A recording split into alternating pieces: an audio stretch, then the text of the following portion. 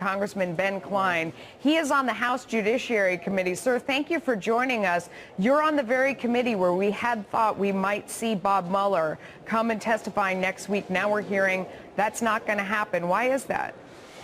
I'm not sure, and I'm anxious to find out why. It sounds to me like those who were involved in the Steele dossier and the FISA warrants are running scared, and that's why you're seeing them come forward with a lot of public explanation about how they were by the book. And I think that the Attorney General is on the right track. He's looking into exactly what happened with this Steele dossier and why it actually resulted in that FISA warrant. So are you linking the appearance of Bob Mueller to the new information that we're getting about the Steele dossier and you know, whether or not who knew what about it before it was presented to the FISA court? You think that's why Bob Mueller's not coming to testify before you next week?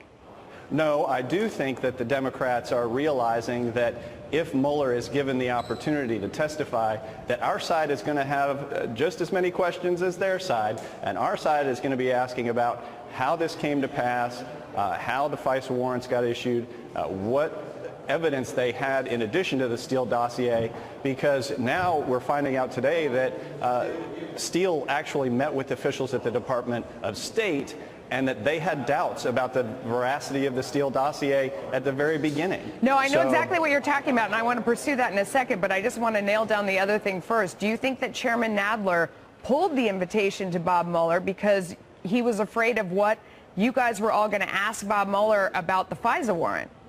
I do. I don't, you'd have to ask the chairman that to confirm, but I think that there's a lot more than just the Mueller report that is going to be talked about when Bob Mueller testifies. Okay, so obviously one of the things that you're referring to is this blockbuster story that was in The Hill, where the then Deputy Assistant Secretary of State made a contemporaneous memo and shared it saying that you know, she didn't find Steele credible at all, that he had basic facts wrong, including the fact when she was talking about you know, Russia doing hacking and recruiting in the U.S., he had referred to them doing it out of Russia's consulate in Miami, and she notes there is no consulate in Miami. So his very basic facts that were checkable and anyone could find on Google you know, were wrong. And so she had raised a red flag about him, and this was before the FBI swore on October 21st of 2016 in their FISA warrant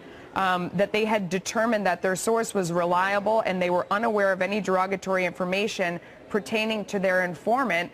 That would not be true because she herself says she wrote this memo before that date saying that he was not credible. Is that one of the things that you want to ask about? Absolutely, and that's a bombshell. When you have Comey talking about how the information in the Steele dossier was firm and that they had absolute veracity of all of their information to go before the FISA court, that's proving to be false, because what you heard was that the State Department employee actually notified the FBI of her findings. And so you have a real conflict there, okay, and that's going to be interesting to pursue. Congressman, we look forward to seeing that. Hopefully it will be televised. Thank you. Thanks for joining us today. We appreciate it.